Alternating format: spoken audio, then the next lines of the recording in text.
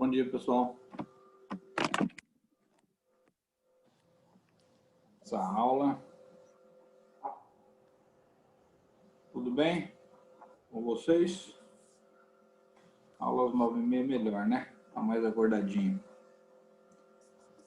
Vamos lá, nós vamos falar das 7ª diretrizes da hipertensão arterial. E é muito importante essa aula para nós, porque nós vamos conviver com isso dentro do consultório a maioria do tempo que a gente estiver lá. Porque a grande população que visita seu consultório, o hospital, é uma população de pequena. Haja vista que a prevalência dessa doença no nosso país e no mundo, ela chega aí a torno de 35%, 40%, né? Ou seja, pegar o país, o nosso país aí, chega hoje, equivalente a 32%, 33%, são quase 40 milhões de brasileiros hipertensos. Interessante que, quando você pega pacientes hipertensos, eles têm grande impacto sobre as doenças cardiovasculares ao longo do tempo. E eu não estou falando ao longo do tempo 20, 30 anos como o desenvolvimento de uma doença reumática. Eu estou dizendo 10 anos. Né? Então, dependendo do estágio de hipertensão que você tiver, que você vai hoje aprender aqui, o impacto sobre a sua vida, sobre a sobrevida do paciente, ele é muito grande. Então, é importante a gente saber desse tema, e um tema que será cobrado, e um tema que será importante para a vida de vocês, né, no geral. Então, vamos lá. Então, qual que é a definição de hipertensão arterial? Na verdade, né, se você pegar, não existe uma definição única para isso. Né? O consenso geral que a gente procura, através das diretrizes que vem evoluindo ao longo do tempo, é que a hipertensão arterial ela não tem uma regra, né? Mas, segundo a diretriz, é aquele nível de pressão que você tem aumentado, o que foi determinado pela diretriz é de maior que 140/90, e ela se torna aumentada, né? Ao longo do tempo. Que vai estar acompanhado de disfunção aí, metabólica, funcional, associado a alterações de órgão-alvo, de alterações definitivas de órgãos, né? Tipo acidente vascular cerebral, doença renal, doença isquêmica cardíaca, miocardiopatia dilatada, e há outros fatores de risco, N fatores de risco, como dislipidemia, tabagismo, idade, a raça do paciente, etc. e tal. Então, são várias essas situações que levam o paciente aí a ter hipertensão arterial. Né? Claro, você pode falar assim, mas, doutor, hipertensão arterial, qual seria aí os pacientes mais acometidos? Na verdade, como eu disse para você, é mais comum você ter pressão arterial nos pacientes que têm multifatores de risco. Mas, do ponto de vista etiológico, nós fomos olhar para a etiologia, para a causa, pacientes obesos, pacientes que têm alterações genéticas familiares, né, de heredade aí, pacientes sedentários, pacientes que fazem uso inadequado ou aumentado de gorduras saturadas, né? Pacientes diversas situações clínicas, fumantes, alcoólatras, que usam o álcool de forma demasiada, em quantidades aumentadas durante o dia a dia dele, independente da quantidade que toma. Quer dizer, uma série de situações que pode levar o paciente a ser um paciente hipertenso, e isso causa um grande impacto social e econômico na sociedade. são pacientes, se você pegar pacientes aí do consultório, a maioria dos pacientes, gente, tem algum microfone aberto, tá? Vamos fechando os microfones aí, por favor.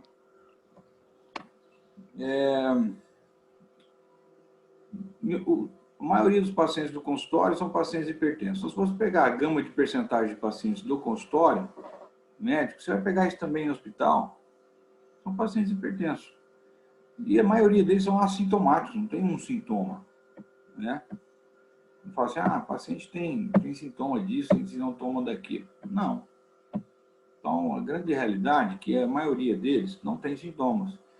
Então, muitos pacientes que chegam com cefaleia no consultório, doutor, acho que eu estou com pressão alta porque eu estou com cefaleia. Não é verdade. Essa relação é muito pequena. E a maioria deles que chegam com hipertensão acima de 20, 200 de pressão sistólica, com 140 de diastólica, absolutamente nada. Então é impressionante o grau de hipertensão com um grau de oligosintomas ou pessoas assintomáticas. Por isso a prevenção. Por isso ir no médico antes da eclosão do problema, que é, em última análise, a alteração cardiovascular, né? Então, a maioria dos meus pacientes que vão ao consultório são hipertensos. Vamos dizer, da gama de hipertensão aí, de pacientes hipertensos, são 75% de hipertensos, né? E 15% desses pacientes aí isquêmicos e o restante valvular, tá? Então, é muito paciente que trabalha do ponto de vista de hipertensão, e o grande problema desses pacientes é que eles não tratam de forma adequada. Não são pacientes hipertensos, que têm essas alterações pressóricas, que têm esses fatores de risco e que controlam muito mal. Então, eles têm o conhecimento, autoconhecimento, né? Até a diretriz vai falar sobre isso, que isso é um autoconhecimento da doença, até tratam de forma... tem um tratamento até certo ponto ele vai até um determinado ponto tratando aí também, mas o controle dessa pressão ela se torna muito pequena, chega a ser 10%. Então 90% dos pacientes hipertensos são descontrolados. Essa é a grande realidade. E aí, você pega esses pacientes que ao longo de 10 anos vão desenvolver uma doença cardiovascular, dependendo do estágio de hipertensão, que a gente vai classificar aqui para vocês, o que é normal, o que é estágio 1, 2, 3, e o que isso significa do ponto de vista impacto na sobrevida do paciente, é importante, né? Então, você imagina, pacientes hipertensos, homens e mulheres, eles têm hipertensão, mas o impacto da hipertensão na mulher é menor do que no homem. O homem já é fator de risco, né? Você vai ver na tabela de risco que nascer homem, sexo masculino, já é fator de risco. Até muda a situação dele em relação ao estágio de pressão arterial que você tem na tabela de risco. Porque você já é um fator de risco. Imagina um paciente, por exemplo, estágio 2, que seria aí um risco moderado de desenvolver uma doença cardiovascular. Ele sendo homem, ele passa para um estágio de risco alto. Ou seja, 20% desses pacientes vão desenvolver doença cardiovascular ao longo de 10 anos, que é uma percentagem alta. O que é doença cardiovascular? Não estou falando de acidente vascular cerebral, de um acidente isquêmico transitório, de uma doença isquêmica cardíaca, de uma doença arterial periférica, de uma doença renal, né, doença renal crônica, etc. Então, ser homem é fator de risco, e ser homem quer dizer que você vai ter menos tempo de vida que uma mulher, isso é normal. Então, por isso que eu até acho que esse negócio de aposentadoria aí do homem teria que ser com idade bem menor, né? Tanto é que a diretriz brasileira ela fala que se você tiver doença cardiovascular precoce em homem menor que 55 anos, isso é um fator de risco para a geração dos pacientes daquelas pessoas que nasceram da mesma família. No caso, mulher, né, doença prematura, abaixo de 65 anos. A idade acima de 55 anos para o homem já é um fator de risco. Para a mulher, acima de 65 anos. Né? Tanto é que você vai em festa aí, ou você vai não, você passa nas festinhas de terceira idade aí nos bares, tem mais mulher do que homem, é 10 para 1. Então, morre mais homem. Ah, uma mulher tem duplo turno de trabalho, tudo bem.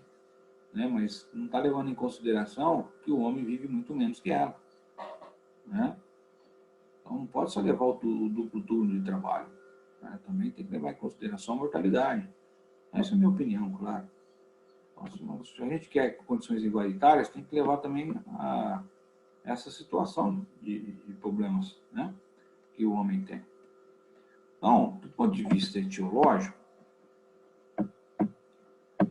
então, como é que a gente pode classificar? Né? A hipertensão arterial primária, hipertensão arterial secundária. Tudo bem. Mas tem que lembrar o seguinte: o que é hipertensão arterial primária? Hipertensão arterial primária, essencial, idiopática, é aquela que você não consegue determinar uma causa específica da hipertensão, é o que eu disse aqui. Então, essa condição clínica de vários fatores, multifatores, né, que o paciente pode ter obesidade. Às vezes você fala assim, um paciente é jovem e está hipertenso. O paciente jovem hipertenso, se não tiver nenhum multifator, ou se não tiver obesidade, se não for sedentário, né, eu tenho paciente infartado com 29 anos, tem paciente infartado com 21 anos. Ah, mas geralmente esse paciente é o usuário de droga. Né? Tem usuário de droga, mas a maioria dos pacientes estão infartando mais cedo agora por sedentarismo, por problemas de obesidade precoce, né? Por má alimentação, etc. Então, não é considerado secundário. Mas, do ponto de vista etiológico, você identifica os pacientes essenciais ou primários entre 30 e 50 anos, 30 e 50 anos de idade. Quando você olha para um paciente que tem essa idade, você vai ver aí a genética associada aos múltiplos fatores de risco. Você tem que estar colocando no meio dessa panela. Né? Quando você pega o paciente abaixo dos 30, você tem que pensar em hipertensão secundária. O que é isso? É um paciente que tem alguma doença identificável. Ah, que doença? Qualquer uma, então você tem que procurar. Uma doença renal, uma doença da suprarrenal, um feocromocitoma, um hipertiroidismo, doença da tireoide, um hipotiroidismo, né? Uma doença um tumor de medula suprarrenal, que é um feocromocitoma, que causa sintomas específicos, né? Uma coartação da aorta. Às vezes você coloca o paciente, você vai para a história clínica do paciente, pega o paciente jovem, eu falo que a semiologia é importante, mas é muito importante também você examinar o paciente. Não adianta você ficar sentado na frente do paciente, conversando com o paciente e não tocar o paciente. Primeiro que, do ponto de vista empático, você não vai ter nenhuma relação com ele. Você pode ser um gênio da medicina. Se você não tocar no seu paciente, você não tem a relação de contato. Portanto, o seu paciente não vai estabelecer segurança, confiança em você. Então, a relação de confiança ela vem a partir do contato com o paciente. Tá? É necessário o toque, o exame. Então, se você faz um exame de pulso periférico, pulso pedioso, pulso arterial, às vezes você identifica uma coartação da aorta, ou até mesmo uma estenose de subclávia esquerda. Então, você vai palpar a pediosa do paciente, está lá um pulso alto, e você vai palpar a região da subclávia esquerda, do pulso arterial esquerdo, a radial dele, vai estar diminuto. Ou o contrário, né? Ou também você pode ter uma coartação antes da subclávia, levando a diminuição do pulso pedioso da artéria radial esquerda e uma amplitude de pulso do outro lado normal ou aumentada, tá? Em função da obstrução do lado esquerdo. Então, isso faz diferenciação. Você pode estar achando ali uma coartação, uma estenose subclávia. Então, um simples fato de você palpar os pulsos do paciente, você já faz diagnóstico de hipertensão secundária. Né? E aí você vai lá, claro que a terapêutica é colocar um stent, um balão e tirar aquela coartação, você faz um balão com dilatação da região coartada e o paciente passa a ser normotenso. Você trata a doença. Então, isso é hipertensão secundária identificável, que você tirando um tumor, em que você tirando a coartação, você tirando a estenose, você resolve o problema sem usar medicamentos. Então, sempre olhar um paciente normal, magro, né, um paciente jovem, sem fator de risco nenhum, não é obeso, faz exercício físico, a mãe leva a mãe, geralmente é a mãe que leva mesmo, até paciente um pouquinho mais, os jovens um pouquinho, que tem um pouquinho mais de idade, 20 anos, 21 anos, é a mãe que leva. E você identifica, né, nesse paciente uma doença secundária, que pode ser perfeitamente tratado sem medicamentos, resolvendo o problema da doença específica. Mas a maioria é hipertensão essencial, idiopática ou primária, que está acima dos 30 e até os 50 anos. Ah, doutor, uma coisa importante é a gente saber que quanto mais você ficar velho, mais hipertenso você ficará. Então, às vezes, você fala, hipertensão secundária a partir dos 50 anos. Tem que pensar. Mas nós não podemos deixar de pensar que o paciente acima de 50 anos, ele aumenta a rigidez das artérias por calcificação. Então, repara, você vai ter hipertensão, do ponto de vista estatístico, se você olhar para a estatística, a partir dos 40 você passa a ter mais hipertensão, ser mais hipertenso do que um paciente que tem menos de 40 anos de idade. Estatisticamente, já se mostrou que com o paciente com 60 anos, o idoso, ele tem maior chance de ser hipertenso, em cerca de 65%, né, do que um paciente abaixo dessa idade. Então, acima de 70 anos, 75%. Então, muito provavelmente, você vai pegar um paciente idoso hipertenso por causa da calcificação, da rigidez das artérias. Então, é importante, na semiologia, na história clínica, você saber a idade do paciente vai definir para você quem é quem. Tá? Além, claro, do exame físico e dos exames complementares, que nós vamos falar aqui um pouco para vocês. Mas o que vai direcionar vocês a atingir a meta terapêutica, a meta pressórica, que é o final, em última análise, do que você vai querer para o seu paciente, é a avaliação da estratificação do risco global desse paciente com os fatores de risco, né? Você vai estar analisando a pressão arterial do paciente naquele momento com os fatores de risco associados.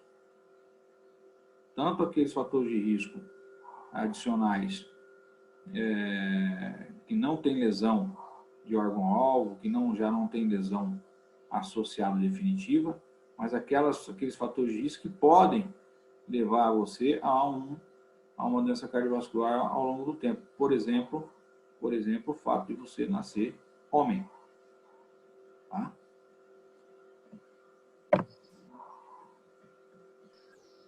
Professor, posso perguntar uma coisa? Claro.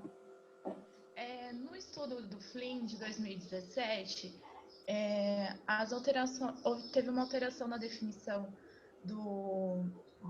da questão de como definir a hipertensão arterial. E a American Heart Association acabou adotando essa meta, né? De colocar como definição a PA sistólica igual ou superior a 130 miligramas por milímetros de mercúrio, quer dizer, e acima de a PA diastólica acima ou igual a 80 milímetros de mercúrio. Por que a nossa sociedade não adotou esse parâmetro para classificar a hipertensão arterial? Perfeito. A comunidade europeia também, se você for olhar, ela usa como pré-hipertensão, e nós vamos abordar aqui um pouquinho, já pré-hipertenso a partir de 121 de sistólica e 81 de diastólica. E a gente usa como ou hipertensão limítrofe de 130 a 139, né, e 80 a 89. E a verdade é porque a população ela é diferente, o consumo é diferente. Se você pegar a comunidade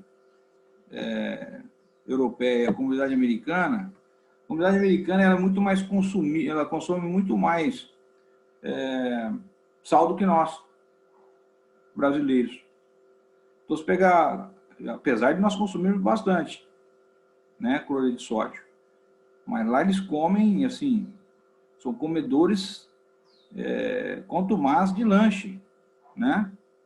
Você vai nos Estados Unidos, é fast food. Se você já foi lá, você sabe disso. Se você não foi, é o que acontece. Essa é a realidade deles. A América, eles comem muita porcaria. Então, o consumo de sal deles é muito superior ao que nós consumimos aqui. Então, isso é até importante para você, quando avalia a cintura abdominal. Então, você estabelece metas um pouquinho superiores aqui, no país, e estabelece metas um pouquinho inferiores lá, na comunidade europeia. E na América também. Então, a realidade da comunidade, ela tem que ser adaptada. Então, é por isso que existe essa diferenciação. Tá? Então, como nós já estamos no Brasil, claro, você tem que estudar tudo. Sabe? Se você for para a Europa, saber o que acontece lá. Se você for desenvolver um trabalho, saber o que acontece na América. Para você estabelecer metas, né, para fazer parâmetros de avaliação para poder trabalhar com o seu paciente. No nosso país, a realidade é essa. Então, você vai usar aí, o que é cloreto de sódio? 5 gramas, que é o que consome 2 gramas de sódio, praticamente. 3 colheres de café, colherinha de café de sal na comida do seu paciente. Aqui, né? Então, para eles lá, eles consomem muito mais do que isso. Então, por isso que as metas são diferentes, né? E as nossas metas são um pouquinho mais maleáveis. Então, nós temos que ver a realidade da comunidade. Essa é a verdade, de cada comunidade, em cada situação. Por isso que há essa diferença. Ok? Obrigado, professor.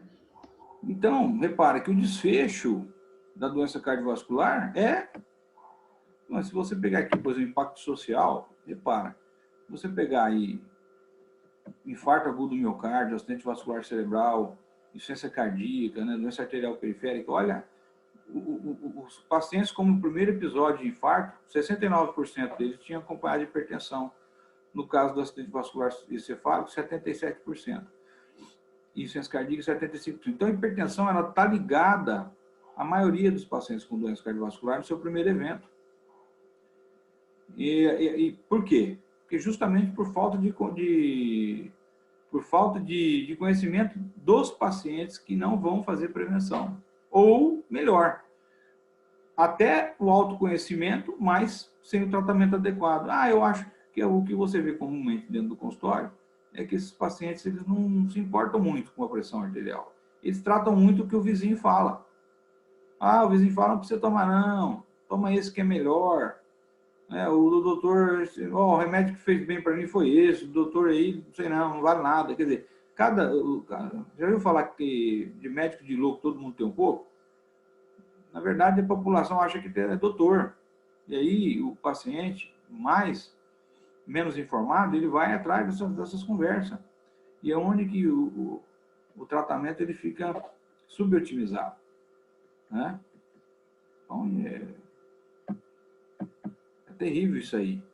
Né? Você vai constatar que seu paciente ele quer se auto-enganar, né? De que se ele fizer aquela forma de tratamento, usando só, por exemplo, uma alimentação com baixa dosagem de sódio, e alimento com hortaliças, etc., oleaginosas, tudo isso é importante, o alho e tal, você vai ver a alimentação, na mudança de estilo de vida, o hábito alimentar, você usar, claro que vai ter impacto, né, na diminuição de pressão arterial, assim como a atividade física. Mas quem disse que todo mundo faz? Não faz, às vezes ou só faz um isolado e deixa o outro. Então, na verdade, depende do estágio de pressão que você tiver. Não vou nem entrar no âmbito do tratamento, porque não é o escopo da nossa aula aqui. Mas se fosse ter uma aula de tratamento de hipertensão, vocês iam ver o tanto de erro que acontece com o seu paciente quando você orienta ele. Né? Porque para cada estágio de hipertensão, você tem que desenvolver uma estratégia de tratamento, tanto não medicamentoso, como mudança de estilo de vida, como medicamentoso, dependendo do estágio de pressão. E o paciente não tem esse estudo, mas ele quer fazer da forma dele. E onde que acontece tudo isso? Você vê que hoje as mortes, né, trazendo isso para a realidade hoje, você não vê falar mais o cara que morre de infarto agudo do miocárdio, acidente vascular cerebral, nas estatísticas. Acabou isso aí. Eu vou lembrar que vocês, só vou lembrar vocês que cada ano morre no nosso estado, na região, no nosso estado não, mas na região sudeste, cerca de 340 mil pacientes com infarto agudo do miocárdio até os 56 anos por causa do cigarro. E cadê essa estatística? Está morrendo tudo coronavírus. Né? Porque o coronavírus é o aproveitador dos pacientes que têm problema cardiovascular, principalmente hipertensão. Pode pegar a estatística. Então, morre de infarto, acidente vascular cerebral e está lá, Covid-19. Então, esse pessoal que ia morrer naturalmente pelo problema, estão morrendo, a Covid está aproveitando, né? Porque não estão fazendo de forma adequada. O paciente tratado hipertenso, tratado adequadamente, está tudo bem, obrigado, não vai morrer de Covid. Vai ter a Covid e vai passar por ela. Né? Então, na verdade, eu acho... tem muito terrorismo nesse negócio da Covid aí também, tá? Tudo bem, tem a doença, a gente sabe que tem, mas essa doença na verdade, é uma aproveitadora de pacientes que não fazem uso adequado de medicação, que não controlam bem sua hipertensão, que não controlam bem a sua obesidade, né? São comórbidos. Então, os comórbidos estão sofrendo por causa de um vírus. Essa é a grande realidade. Você vê atleta morrer? Você não vê atleta morrer. Você pega aí o UFC, você pega os atletas de futebol, pega atleta do tênis. Você ouviu falar de alguém que morreu, profissional? Não ouviu falar. Você ouviu falar de algum outro caso? Um outro caso de um paciente que morreu. Mas é muito raro um paciente que tem uma imunidade alta, um atleta, um paciente que não tem comorbidade, ter alguma alteração dessa doença. Essa que é a grande realidade. Agora, a mortalidade dela aumenta exponencialmente conforme você não trata o seu paciente, o paciente não faz uso adequado das medicações e das orientações dadas pelo médico. E aí onde que vem a grande mortalidade cardiovascular. Tá?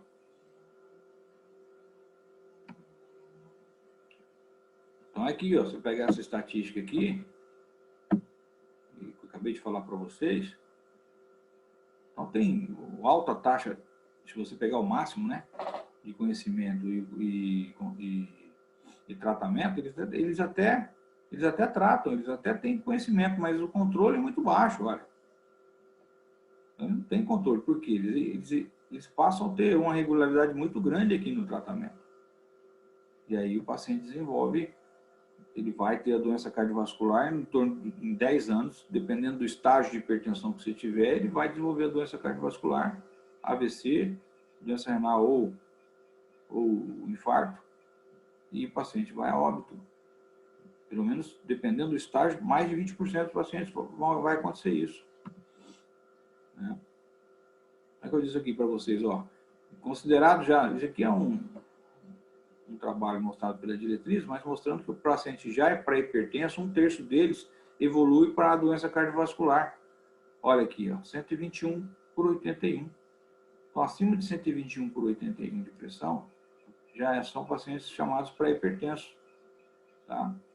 E esses pacientes têm uma condição maior de doença cardiovascular do que aqueles que não são assim. Isso já na comunidade europeia. Eu não estou falando da nossa comunidade. Então, como é que você vai abordar o seu doente para fazer... Isso aqui ainda falando da pré-hipertensão, vamos para o próximo. Como é que você vai abordar o seu paciente? Para fazer o diagnóstico dele. Né? Você vai fazer a avaliação do exame físico do paciente, vai fazer a avaliação da anamnese, claro. Por que anamnese? Porque a anamnese do paciente, a avaliação inicial, você tem que fazer tudo. Ver a idade do paciente, se ele é homem ou se ele é mulher, né? Você vê os hábitos alimentares desse paciente, você, depois da anamnese, ver os antecedentes mórbidos pessoais dele, quais são os fatores de risco que ele tem, antecedentes mórbidos familiares, se geneticamente na família tem pacientes hipertensos. Então, uma série de situações na anamnese tem que estar envolvida, senão você não vai fazer diagnóstico de hipertensão. Então, não é só medir a pressão do seu paciente. Claro, o exame físico ele é muito importante. E tem que saber, inclusive, fazer verificação de pressão arterial no seu paciente. Senão você não vai descobrir nada. Né? Não é simplesmente verificar. Tudo bem, você vai lá fazer o seu exame físico, você vai fazer sua anamnese, seu exame físico, vai pedir os exames complementares adequados para o paciente hipertenso, que tem um exame adequado, eu vou mostrar aqui para vocês. E como verificar a pressão arterial? Então, você não pode verificar a pressão arterial de qualquer forma. Né? Então, o paciente tem que estar sentado. Como é que o paciente chega no consultório? Primeira vez, você vai estabelecer lá a pressão arterial do paciente a partir das medidas. Você vai falar que o paciente é hipertenso? Não. Claro que não. Você vai orientar seu paciente, porque vai chegar no consultório, esse paciente vai estar nervoso, ele vai estar tomando um cafezinho lá na frente, ou já fumou um cigarro. Então, o paciente, para chegar no seu consultório, ele tem que entrar no seu consultório e você falar, vamos verificar a pressão, vou examinar mais, você vai vir uma segunda vez aqui dessa forma. Bexiga vazia, vai fazer um xixizinho antes de entrar no consultório, né? Não vai fumar, pelo menos os 30 minutos antes não fumar, não fazer uso de uma alimentação muito copiosa, com muito alimento, uma alimentação mais leve, um leitinho desnatado, um chazinho e tal. Não vai fazer exercício antes de vir aqui no consultório, você vai orientar seu paciente. Né? Não vai tomar Coca-Cola, etc e tal. Então, você tem que orientar para ele chegar lá, aí sim, a posição adequada de se verificar que o paciente hipertenso é na posição sentada. Você pode pôr ele deitado, você pode verificar ele sentado na primeira vez, tudo bem. Mas a posição ideal que a diretriz fala é sentado. E os dois braços de verificação. Não adianta você verificar só um braço. E o braço que você identificar que a pressão é maior, você vai anotar na prancheta do seu tablet, do seu computador, que aquele braço que é hipertenso. Na segunda ou terceira visita, né? Depois de avaliar esse paciente 2 ou 3 vezes. Então, você vai ver o braço direito do paciente, por exemplo, verificou a pressão no braço direito. O que você vai usar? Que dispositivo você vai usar? Vai usar um manômetro que eu considero ideal, seria um manômetro manual. Fica um manômetro manual. Então, você vai usar a perinha pressurizada, seu estetoscópio, colocar a campana na região da artéria braquial, né? Ou pode ser a membrana também, tem uma definição própria para isso. E verificar a pressão arterial sistólica a partir da medida do pulso periférico. Então, vai insuflar lá seu manguito até mais de 30 milímetros de mercúrio acima da pressão sistólica e desinsuflar de forma com 4 milímetros de mercúrio de velocidade. Então, existem técnicas adequadas. Aí você olha a pressão arterial do lado direito, do braço. E pode dar uma diferençazinha de 5, 6 milímetros do lado esquerdo. Então, por exemplo, 146 no braço direito sistólica e 140 na esquerda. 80 na direita, 80 na esquerda. Qual o seu braço hipertenso? Direito. Onde você vai sempre verificar a pressão. Inclusive, estabelecer o grau de hipertensão por ali. Né? Agora, se você verificar que existe uma pressão arterial sistólica maior que 10 milímetros de mercúrio no braço direito em relação à esquerda, provavelmente você está diante de uma obstrução arterial. Por exemplo, você verificou no braço direito 160 de pressão sistólica e você verificou no braço esquerdo 145, quer dizer, tem mais de 10 milímetros de mercúrio de pressão sistólica do braço direito. Você tem que pensar em obstrução arterial. Tá? Então, tem umas coisinhas que é importante aí você estar verificando. O manguito, você vai usar o bracelete do paciente e a bolsa de borracha. É adequado para o braço do paciente. Geralmente, tem que ter um bracelete para obeso, aquele braço em cone, porque vai chegar vários obesos no seu consultório, e um bracelete para pacientes normais. O importante é não deixar folga, né? Que a bolsa aquela mangueirinha de borracha, ela tem que estar voltada para a região da artéria braquial, né? E a bolsa de borracha tem que ocupar 40% do seu braço. E o bracelete 80% do comprimento do braço. Então, essas coisinhas mínimas que a gente acha que não dá muito valor, mas faz uma diferença enorme na hora de você verificar a pressão. Então, essa técnica de verificação. Né? Se você não tem um bracelete de obeso, compra um bracelete de obeso e deixa no seu consultório. Porque vai aparecer esses casos. E não é, vamos usar o antebraço para ver pressão. Gente, muda o antebraço. Não adianta você fazer esse tipo de avaliação. Não ter o bracelete adequado, vou ver no antebraço. Não vai dar o diagnóstico. É melhor você usar o braço mesmo. Então, você tem que ter um bracelete para hipertenso aí, para obeso. Geralmente um bracelete maior de 50 centímetros aí de comprimento, tá? De diâmetro.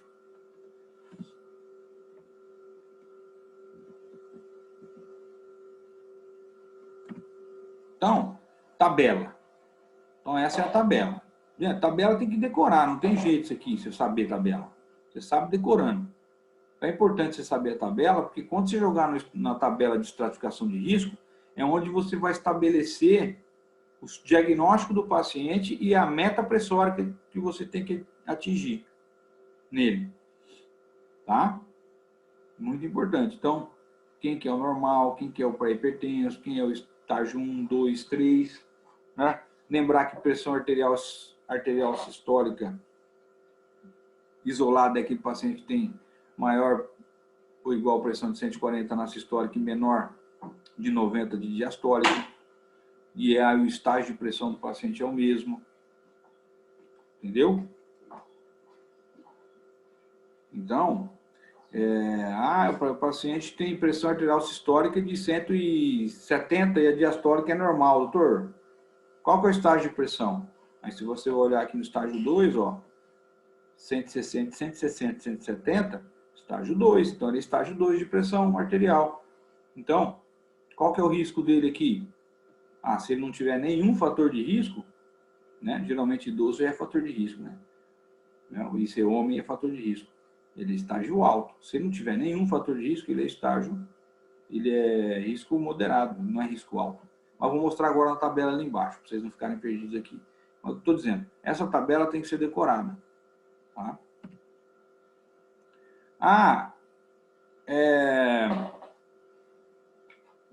Objetivo da avaliação clínica e laboratorial. Claro, gente, isso tem que, é o que eu falei, avaliar o paciente do ponto de vista clínico, do exame clínico do paciente, a anamnese, exame físico e os exames complementares. Então, a partir daí, você vai saber a confirmação da PA do paciente, os fatores de risco dele associados, lesão de órgão-alvo, as lesões associadas às estabelecidas, né? E a partir daí você vai, na estratificação de risco, estabelecer quem é seu paciente. Se é um paciente de risco alto, moderado, baixo, a partir da hipertensão e a partir do fator de risco. E aí você vai traçar metas de pressão para esse paciente. E como é que você vai atingir essas metas? Com tratamento, claro.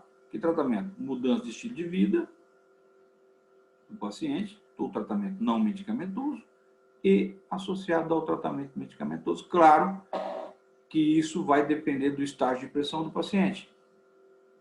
Às vezes você só indica, dependendo do paciente estágio 1, sem fator de risco, né? Ou seja, de baixo risco global de desenvolver uma doença cardiovascular, você tenta baixar essa pressão arterial sistólica e diastólica dele, que é baixa, que vamos dizer assim, que é de estágio 1, com modificação de estilo de vida dele ao longo de 6 meses. Mas se o paciente, por exemplo, já foi estágio 2, ele já não encaixa nesse tratamento. O tratamento seria tanto não medicamentoso, mudança do estilo de vida todo dele, mais o uso do remédio. a medicação associada ou não. No caso, estágio 2, sempre associada. Tá? No caso do estágio 1, que não melhorou com mudança de vida, é uma medicação isolada. Eu sempre uso a medicação associada, porque se usa baixa as doses, baixo efeito colateral e grande impacto na pressão. Você consegue controlar melhor a sua pressão com o uso associado de medicação. Não é escopo da nossa aula aqui, mas estou dando só uma pitadinha aí. Tá? Então, veja lá, exame físico. Mede a pressão arterial nos 2 braços. A média das últimas 2 pressões que você fizer. Vai verificar a pressão 3 vezes no braço direito e braço esquerdo. A média das últimas 2 for maior no braço direito, é braço direito. For maior no braço esquerdo, braço esquerdo. Se a pressão for maior diastólica no braço direito do que a pressão diastólica no braço esquerdo, vamos dizer que você tenha, por exemplo, 120 de pressão nos 2 braços, sistólica e sistólica. 2 braços, direito e esquerdo. E diastólica, 85 na esquerda. E 100 na direita, 101 na direita, você está no estágio 2 de pressão arterial e o seu braço pertence ao braço direito, por causa da pressão diastólica. Então, não os pacientes falam, doutor, a pressão sistólica, eles falam, a pressão mais alta, né? Eles falam assim, a pressão de cima é mais perigosa, mais perigosa, né? Então, isso é coisa de leigo, né? É o achismo popular, é o crendice popular. Né? Nós temos que separar os meninos, as meninas, as garotas das meninas, das mulheres, né? Nós temos que separar os meninos dos homens, né? Porque, na verdade, nós somos profissionais e eles são leigos. Nós vamos falar tudo. Então, hoje, muita informação errada, eles não leem diretrizes, né? Quem lê diretrizes, quem estuda profundamente isso aqui somos nós, né? Esmiuçadamente, porque nós lemos letra por letra.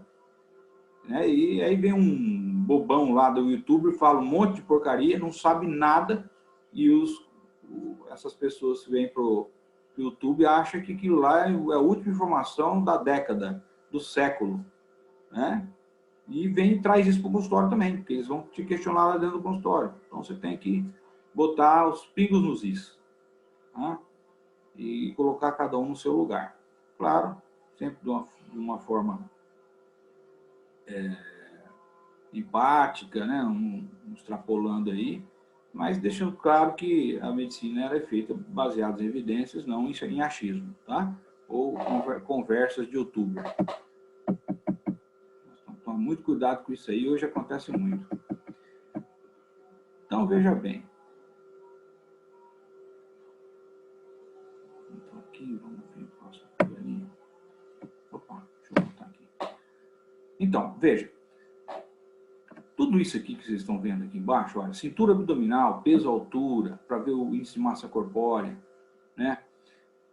Para cada 2 kg por metro quadrado de superfície corpórea de peso, você ganha pelo menos 5 milímetros de mercúrio de pressão arterial. Cintura abdominal, para o Brasil, nós estabelecemos pela diretriz que 102 para homem e 88 para mulher. Se você olhar para a América, e se você olhar lá para a Europa, são medidas diferentes, justamente pela comunidade. Eles tiveram metas menores para a cintura abdominal, tanto para homem como para mulher. Tá? Mas o que você tem que saber é que para cada 5 centímetros de aumento de cintura abdominal, você vai ter a mortalidade, uma acréscimo de mortalidade de 10%. Então, tem que medir a cintura abdominal do seu paciente. Tá? E aí todos os exames, o exame físico do paciente. Geralmente você não faz fundoscopia. Geralmente a gente faz fundoscopia para ver retina do paciente quando ele tem hipertensão arterial muito alta, estágio 3, refratária à terapia medicamentosa. Aí você manda ver fundo de olho, pede para ele passar no oftalmo. O oftalmo vai ler, sabe, esse fundoscopia e vai mandar para você um laudo de lesões retinianas que o paciente tem. Tá? Lesões de fio de prata, ou edema de papila, etc. E tal. É importante nos pacientes com estágio muito alto de pressão fazer fundoscopia. Tá? Claro, examinar o paciente se tem B3 ou B4, se tem insuficiência cardíaca, etc. Enfim, estabelecer uma série de situações, examinar os pulsos do paciente para ver se o paciente não tem coartação da aorta, se não tem rim policístico. A palpação abdominal é muito importante para isso, né? Então, a anamnese do paciente, a verificação dos dois braços, a medida correta, com o manômetro correto, né? E você consegue fazer uma avaliação correta do seu paciente, saber quem é o seu paciente, e a partir daí você vai estabelecer o diagnóstico, e a partir do diagnóstico as metas pressóricas com o tratamento adequado.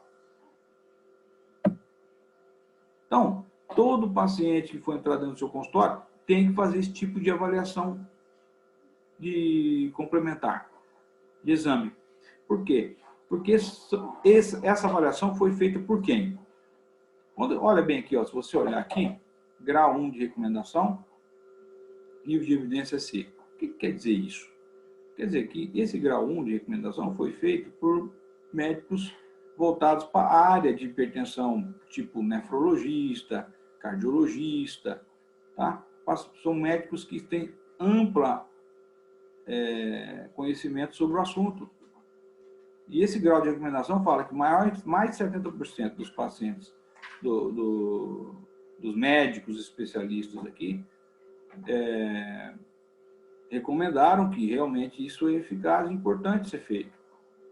Tá? E que foi feito também, importante a gente lembrar, que são médicos muito experientes na área. O nível de evidência, qual foi o nível de evidência? Ah, o nível A, B ou C. Nível C para o especialista. Mas poderia ser um nível A de recomendação, porque foi feito um trabalho multicêntrico, robusto, randomizado, etc. e tal. Tá? Então, o nível de evidência também estabelece um importante grau de avaliação. Veja que todos são grau 1 de recomendação, né? Tem até nível B aqui, ó, de recomendação, no caso, o ritmo de filtração glomerular, o ritmo de filtração glomerular, no caso aqui, nível B para creatinina, mas tudo grau 1 de recomendação, ou seja, tem que ser pedido. O que você vai pedir? Urina 1, potássio, creatinina, colesterol, HDL, triglicéridos, para calcular o ritmo de filtração glomerular do paciente, o ácido úrico e o eletro convencional. Isso aqui é um problema à parte. Ah, eu não sei eletro, doutor, mas você vai aprender. Quando? Ao longo do tempo. Eletrocardiograma, eu sei que é muito difícil. Eu fui aprender eletrocardiograma na minha residência médica e eu tinha muita dificuldade, e eu vejo que os formados que não fazem residência ou não são cardiologistas não conseguem interpretar eletro, nem o normal, né? Então eu até estou pensando em fazer um curso à parte, né, na escola, porque a escola não consegue dar um curso eficaz para vocês na formação, né? Todos dão. Eu sei que tem médicos aí que falam sobre eletro, mas assim, essa formação acadêmica ela não consegue te dar um nível importante de conhecimento eletrocardiográfico. Então você tem que, como eu busquei fora, você também tem que buscar fora, né? Ou ler mais sobre o assunto, ou pegar um especialista para te dar as estratégias de avaliação, eletrocardiograma, como você analisar, né? Como você começar a analisar, aí você ter realmente não só decorar eletro, mas decorar não é, aprender eletro, né? Porque eletro se aprende, não decora. Então eu estou bolando um curso de eletrocardiograma, e não é nem para vocês acadêmicos, é para pessoas que já estão formadas já. É claro que se o acadêmico quiser participar, vai participar. Mas eu já estou montando um curso de eletro aí para o pessoal. Para poder aprender mesmo, saber. Você pegar um eletro, você olhar como se olhasse uma foto, né? Como eu faço. Você olha eletro, você sei o que está acontecendo. Claro que é de superfície, mas dá muita informação. Né? Agora, se olhar para o eletro e ficar, pô, o cara chegou com dor no peito, você olha no eletro, meu Deus, meu Deus, meu Deus. Aí não dá. Não dá nem para o pronto-socorro. E eu vejo hoje médicos com 20 anos de formado, 15 anos de formado, e no meu WhatsApp aqui, médicos socorristas mandando para mim várias vezes eletro, não sabendo interpretar um eletro normal, Então assim, é muito perigoso, né? Vocês saírem de uma formação acadêmica do 6º ano e já partirem para o pronto-socorro sem um conhecimento importante do eletrocardiograma, pelo menos o básico. Não precisa se aprofundar a arritmia. Eu quero ver aí Wolff Parkinson White, lateral esquerdo, uma TV, sabe, um pulso alternante com uma TV, etc, tal, e, sabe, um RP curto, um RP longo, até um RP beleza. Você vê se é um ataque supra por condição anômala ou não. Essas coisas aí, lógico que no curso tem, mas não é isso, é interpretar se é um infarto, se não é um infarto, se o ritmo é sinusal ou não, se está taquicárdico ou não, por quê, se é um FA, coisas básicas que o pessoal não sabe mesmo, né? Incrível, né? Mas eu compreendo que eu passei por isso. E aqui é a tabela de estratificação. Veja, a partir disso aqui, você consegue, com a tabela de estratificação, você consegue tratar o seu doente. Você consegue estabelecer metas. Né? Então, a estratificação global de risco, o que quer dizer? Quer dizer que a partir do risco alto, que nós temos aqui em vermelho, nós temos os pacientes que vão ter mortalidade em um segmento de 10 anos, follow-up aí, ou doença cardiovascular, aumentada em cerca de mais de 20% dos casos. Tá? De 20% a 30% dos casos. Então, é risco alto mesmo. Então, quando é risco alto? Veja, vou dar dica. Você pegar aqui, ó, na parte... nessa parte vertical, que é o fator de risco, e na parte horizontal, que é o estágio de pressão, se você pegar o estágio 3 de pressão, qual é o risco? Alto. Pressão arterial sistólica igual ou superior a 180 e diastólica igual ou superior a 110. Mas olha aqui, você pegar o fator de risco, veja que aqui nós estamos pegando só estágio de pressão sem risco nenhum. Tá? O paciente não tem risco nenhum, sem fator de risco, mas o próprio estágio de pressão dele leva ele com um risco alto. Contrário aqui, ó. Você pega um paciente apenas diabético, e só tem diabetes, vamos esquecer essas outras coisas aqui para trás. Apenas diabético, ele já é risco alto, com pressão arterial limite. Ele poderia estar aqui com pressão 12/8, vamos dizer. Pressão sistólica de 120 e diastólica de 80. Uma pressão ótima, mas ele é diabético, ele continua sendo risco alto, ou seja, ele tem um risco aumentado em mais de 20% de desenvolver uma doença cardiovascular ao longo de 10 anos. Repara que a diabetes é uma doença crônica e progressiva, ela não para de lesar a artéria e endotélio vascular. Por isso que existem alguns trabalhos, já na 6ª diretriz você pode estar procurando, essa é a 7ª, mas na 6ª diretriz fala de um trabalho do Trófilo e Faraó que mostra que os pacientes jovens diabéticos já pode se usar aí uma terapia com um inibidor de ECA para evitar uma progressão mais alta da doença. Justamente porque ele é risco alto. Tá? Claro, se você tem doença renal cardiovascular, é uma doença isquêmica ou lesão de órgão-alvo, tal, etc. e tal, você já é um risco alto também. Mas o fato de você ser diabético apenas já estabelece risco alto. Né? Uma outra coisa, imagina que você, estágio 2, não tem fator de risco nenhum. Né? Isso é risco moderado. Mas se você for homem, isso é risco alto, porque você entra no fator de risco aqui. Ó. Então, o fato de você ter 160 de pressão de sístole ou 100 de diástole, tanto um como o outro, mostra que você tem um risco moderado. Mas se você tiver um fator de risco a mais, você já passa a ser um risco alto. Aqui, ó, é que tem um erro aqui. Se você tiver mais de 3 fatores de risco, ou 3 fatores de risco, independente de qual seja ele, claro, sem ser o diabetes, né? Porque o diabetes nós sabemos que ele isoladamente já eleva o risco alto. Se você tiver aqui dislipidemia, sexo masculino, o tabagismo associado, você já tem um risco alto, não moderado, que está errada a tabela. Isso é a tabela da diretriz. Mas eu vou mostrar uma tabela aqui embaixo que mostra exatamente como que nós vamos abordar, né? Vamos passar aqui para essa tabela. Deixa eu ver se tem alguma coisa interessante aqui. Aqui mostrando justamente os fatores de risco cardiovasculares, né? Adicional do paciente. Olha, sexo masculino, fator de risco. Idade. Como eu disse para vocês, veja como é. O homem, com 55 anos, já é fator de risco.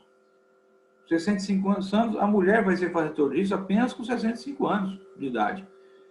História prematura ou precoce de doença cardiovascular. Por exemplo, paciente do sexo masculino que infartou, seu pai ou sua mãe, seu pai, menor que 55 anos, ele tem, você que está na linha descendente dele, tem um risco grande de desenvolver uma doença cardiovascular precoce.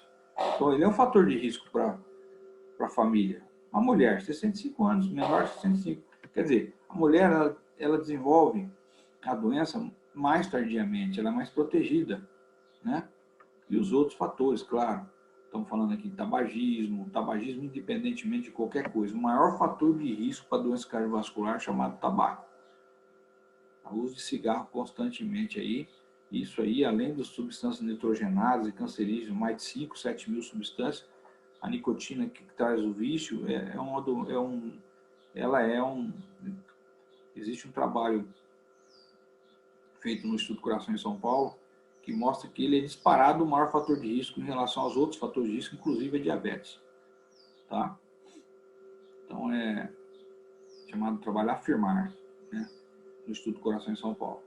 E aqui os outros parâmetros, né? LDL de 100, não 115, até mudou hoje.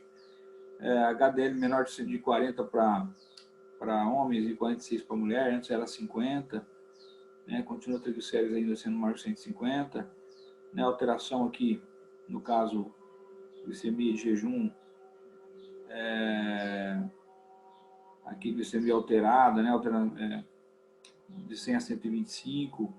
A hemoglobina glicada, antes não se dava muito importância para a hemoglobina glicada. Hoje nós sabemos que ela é muito importante. Eu lembro que eu fui num simpósio, num resort, longe, no Nordeste.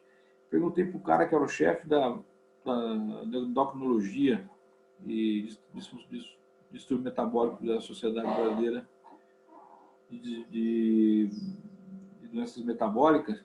Ele falou, hemoglobina glicada. Eu perguntei para ele, hemoglobina glicada, o que você acha? A gente pode dar valor nela? Eu acho que ela é importante e tal. Naquela época ele disse, não, hemoglobina glicada não significa nada, o que significa só a de jejum. Hoje nós sabemos que a glicada é importantíssima. Não só para calcular a média da glicemia nos últimos 3 meses, mas para estabelecer diagnóstico. Acima de 6,4, nós temos diabetes, inclusive o que você vai abordar com droga aqui, né? Com as drogas que você vai usar. De 5,7 a 6,4 é uma, acima de 6,5 já é outra. Né? A meta de hemoglobina glicada de um paciente diabético também é outra. Quer dizer, hemoglobina glicada hoje é importantíssimo para o seu diagnóstico. Tá? Para estabelecer diagnóstico de hipertensão. De diabetes, desculpa. O IMC e a cintura abdominal, como eu disse para vocês, já havia falado para vocês. Então, essas tabelas é muito importante vocês saberem. Né? As doenças estabelecidas. Então, qualquer uma dessas doenças aqui que vocês estão olhando, estabelecidas, é risco alto de doença cardiovascular. Tá? O fator de risco adicional. O paciente hipertenso com lesão de órgão-alvo. Claro que eu não vou perguntar isso para vocês, né, gente, na prova. Estabelece o índice Sokolov-Lyon aí. S de V1 mais R de V5 e V6, tem que dar maior que 35 para você estabelecer lesão de órgão-alvo. Não vou fazer isso com vocês não conhecem eletro. Né? Uma estenose média intimal. Isso tudo bem. Vamos dizer que eu ponho lá um MI maior que 1, né? Tem uma placa na carota, então isso aí é uma lesão de órgão-alvo. A velocidade de onda de pulso, carota femoral, isso aí, poucos médicos têm esse aparelho para calcular em metros por segundo. Isso é caríssimo, então não é uma realidade, isso aí é apenas um dado, claro, você tem que saber, mas se pegar dos médicos que eu conheço hoje, não tem nenhum com VOP, um aparelho de VOP para medir a velocidade de onda de pulso do carótida femoral, tá? Então, tem que ver o que é a realidade e o que não é, tudo bem. O ITB, esse não, esse aqui, o índice tornozelo braquial é fácil de medir, você pode pegar o manômetro, medir sua pressão arterial sistólica no braço direito e medir sua pressão arterial sistólica no membro inferior direito. A relação disso menor que 0,9 quer dizer que você tem um ITB alterado ou obstrução na arterial periférica. Então, é um fator, é uma lesão de órgão-alvo. Então, aqui é uma realidade. Então, antes não se fazia ITB, hoje faz ITB para todo mundo. Tá? Pedir uma albuminúria, uma microalbuminúria de 24 horas, também é normal fazer. Né? Calcular o índice de creatinina do paciente, também é normal fazer, para ver se tem lesão de órgão-alvo. Então, se tem coisas factíveis e que a gente pode pedir, beleza. Coisa que não dá para medir, não dá, né, gente? Eu não vou pedir isso para vocês. Claro, não sou carrasco. E talvez, não sei, nem peça isso, não sei. Né? Acho que não vou me envolver nesse tipo de coisa para vocês aí. Bom, essa tabela aqui é importante. Tabela importante. Por quê?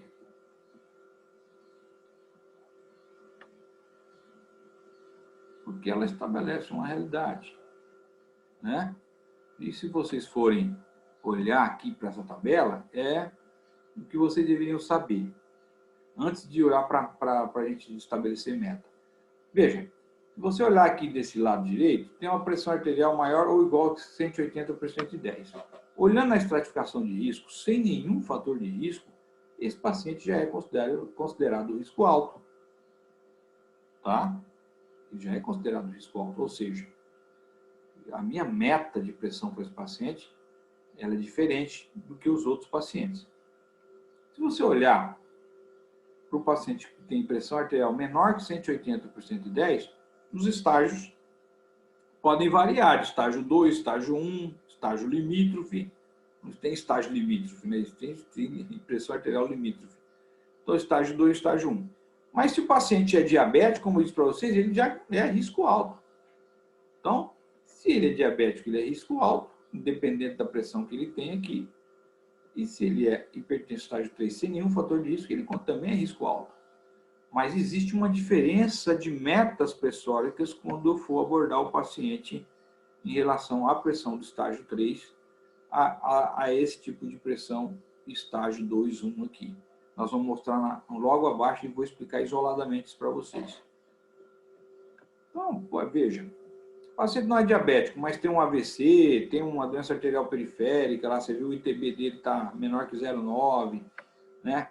Tem doença arterial coronariana, ou miocardiopatite dilatada, tem uma relação albumina-creatinina aumentada, tal, risco alto.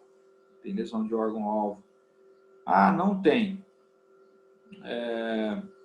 Perdão, né, gente? Isso aqui é lesão estabelecida já. Lesão de órgão-alvo é isso aqui, ó. ITB de menor que 0,9.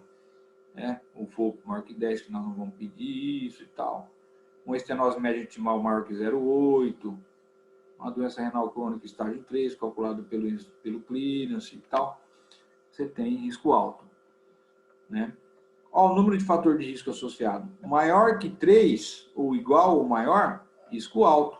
Quando você vai na tabelinha lá em cima, ó, maior que 3 ou igual a 3, risco moderado. Está errado aqui na tabela.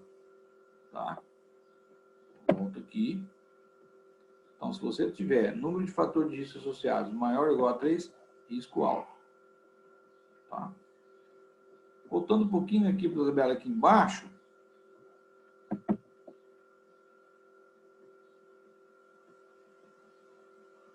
Veja, sem fator de risco, você tem uma pressão limítrofe, não tem risco adicional nenhum. Tá? Nenhum. Agora, a mesma pressão arterial limítrofe com 1 ou 2 fatores de risco, o risco passa a ser baixo, mas tem. Né? Você tem aqui, sem fator de risco, um paciente com hipertensão estágio 1, o risco é baixo. Né? Mas se você tem o mesmo paciente com estágio 1, com 1 ou 2 fatores de risco, ele já tem um risco moderado. Tá certo? E aqui não, aqui já está falando apenas do paciente no estágio. Veja, aqui está falando do paciente com estágio 2 de hipertensão, com 1 ou 2 fatores de risco. Ele sendo com 1 ou 2 fatores de risco, ele já é risco alto, já muda a meta de pressão para ele. Então, quando a gente vai para as metas, deixa eu mostrar aqui, interessante. Quando você olha essa tabela, você vê que risco, estágio 1, 2, quer dizer, o paciente tem o estágio 1, nós sabemos que é paciente com pressão sistólica acima de 140 e paciente com pressão diastólica acima de 90. Indo aí a sistólica até 159 e a diastólica indo até 89.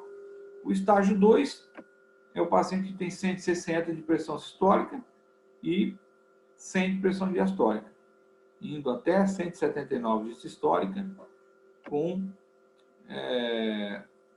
109 de diastólica. Com risco baixo e moderado. Risco esse estágio 3 aqui por enquanto. Qual que é a meta recomendada? Menor que 140 por 90. Classe de recomendação 1, nível de evidência A. Então, um nível de evidência importantíssimo, um trabalho robusto, multicêntrico, né? Randomizado, com médicos, mais de 70% dos especialistas recomendando. Ou seja, a nossa meta para os pacientes com risco baixo ou moderado é de menor que 140 por 90. Vamos esquecer por enquanto isso aqui que vocês vão entender que eu vou falar. Porque isso aqui, o estágio 3, é risco alto, né? Mas olha embaixo. Riscos de estágio 1 e 2, independente, com risco cardiovascular alto. Quem é risco cardiovascular alto? São aqueles pacientes com estágio 1 ou 2 que tem diabetes, que tem 3 fatores de risco, tá? Que tem o estágio 2, mas tem um fator de risco, por exemplo, o sexo masculino, ele passa a ser cardiovascular alto. Ou seja, qualquer estágio, a não ser o estágio 3, que tenha risco cardiovascular alto, você vai estabelecer uma meta de pressão menor que 130 por 80 para ele. Então, se eu perguntar para vocês, qual que é a meta que o paciente deve atingir com risco cardiovascular alto? E que não foi estágio 3, claro. Menor que 130 por 80. Gente, se vocês colocar na prova igual a 130 por 80, vai errar. Se colocar menor ou igual a 130 por 80, vai errar. Se você colocar menor que 130 por 80, correto. Se você colocar 120 por 80, está errado. Tá? Ah, mas é menor que 130, mas não é isso que eu quero que você saiba. Eu quero que você olhe e veja a meta recomendada. Tudo bem. Você vai lá, vai verificar seu paciente do seu consultório, sua pressão arterial está 120 por 80, ok, está abaixo de 130 por 80. A pressão dele está 120 por 80, ótimo. Mas numa prova, quando se pergunta a meta, você tem que colocar exatamente qual a meta. Menor que 130 por 80. Tá? É isso que você vai colocar. Doutor, por que o estágio 3 aqui é menor que 140 por 90, sendo que isso aqui é risco alto? Não devia estar aqui embaixo o estágio 3? Devia. Mas por que não está? Por que está lá em cima, nos pacientes de baixo e moderado? Porque esse paciente de estágio 3, a pressão arterial sistólica e diastólica dele é muito alta. Se você estabelecer uma meta muito baixa para ele de pressão, ele vai desenvolver lesão por baixa pressão. Lesão de endotelial, lesão isquêmica, lesão estabelecida, AVC, doença isquêmica cardíaca, etc. e tal. Por isso que os pacientes de estágio 3, você estabelece uma meta um pouquinho maior para ele. Menor que 140 por 90. Então, identifiquei um paciente super hipertenso, 20 por 14 de pressão, beleza. Qual que é o estágio do paciente? Estágio 3. Ótimo. Qual que é a meta? Menor que 140 por 90. Qual que é o risco cardiovascular? alto. Qual que é a meta? Menor que 140 por 90. Por quê? Porque, doutor, a pressão arterial sistólica e diastólica dele é estágio 3, é acima de 180, acima de 110 de pressão diastólica. Isso pode causar uma lesão de órgão-alvo se eu baixar muito a meta do paciente. Essa é a resposta. Essa é a resposta. Tá? Tá bom? Então, é importante vocês lembrarem disso. Então, nós temos aqui risco cardiovascular alto, com estágios 1 e 2, beleza, meta menor que 130 por 80. Risco cardiovascular baixo ou moderado, meta menor que 140 por 90. Beleza. Risco cardiovascular alto, com pressão estágio 3, menor que 140 por 90. Por essa explicação que eu acabei de dar. Essa é a exceção. A exceção é essa. Pode acontecer de ter uma situação clínica dessa na vida de vocês numa prova, né? E vocês, por exemplo, paciente lá verificou a pressão no braço direito, no esquerdo e tal, e eu estabeleci que o estágio de pressão é 3. Tanto faz se for pressão sistólica ou diastólica. Mas o estágio é 3. Vamos dizer, ele tem uma pressão sistólica de 150 e uma diastólica de 112. Qual que é o estágio de pressão dele? Estágio 3. Então, qual que é o risco cardiovascular dele? Alto. E qual que é a meta que eu tenho que exigir? Menor que 150 por 90. Entenderam isso? Tá? Então, é importante olhar para as tabelas e ver esses detalhes, para você não errar na prova. Gente, aqui acaba por aqui a nossa apresentação. Preciso saber de alguma pergunta. Você quer estabelecer uma pergunta, fazer uma pergunta? Aproveita que eu estou aqui. A sua pergunta pode ser a dúvida do outro. E aproveita. Tem um tempinho aí. Se tiver tudo ok, a gente termina. Estou aberto.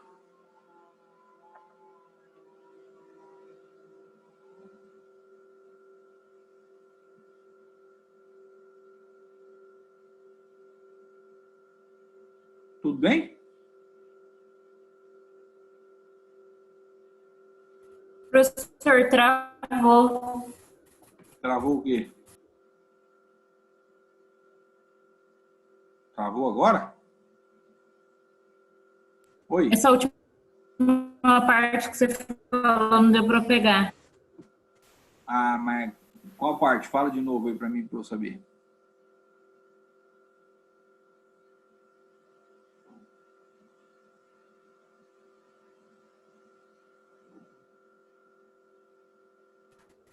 Essa última parte que você estava falando, eu não sei exatamente o que era, porque não deu para escutar, porque foi a parte que travou. Ô, louco. Vou falar de novo, então, aqui. Veja bem. Tá me escutando bem agora?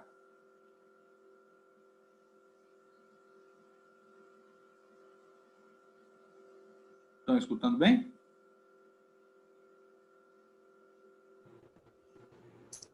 Sim. Então, olha só.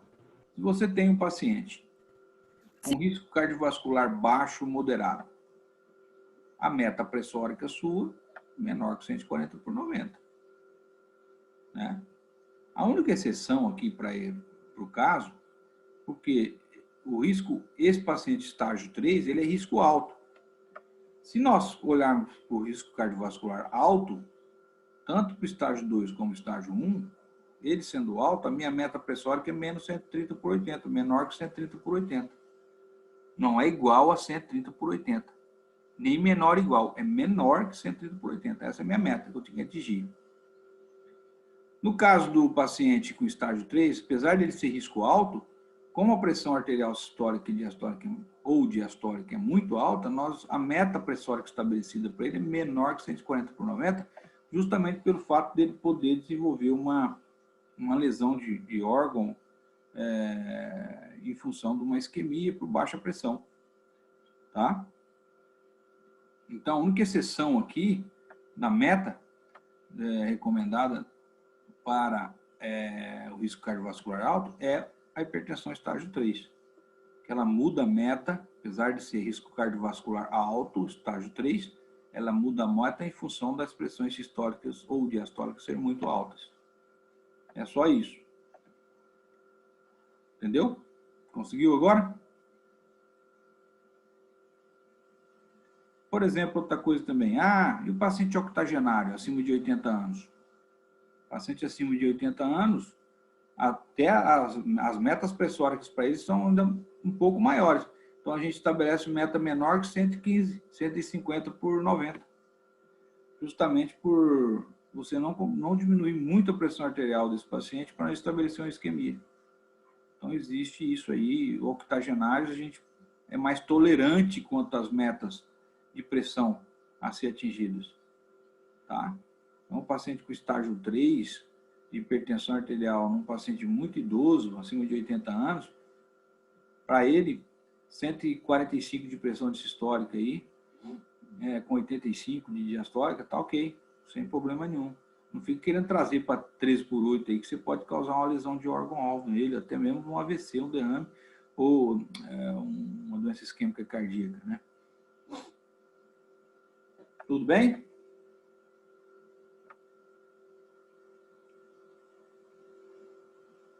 Posso terminar? Ou querem fazer mais alguma pergunta? Pode. Posso? Então tá bom. Então um grande abraço a todos, gente. Tudo de bom? Eu mando os slides para vocês, tá? Professor, você pode postar da última aula também? Na última hora já tá. Já tá já com vocês. Que eu não estava abrindo, então. Obrigada. Tá, pode abrir agora que tá lá certinho, tá? Grande abraço. Tchau, tchau. Tchau, professor. Obrigada. Obrigada, professor. Tchau, tchau, gente.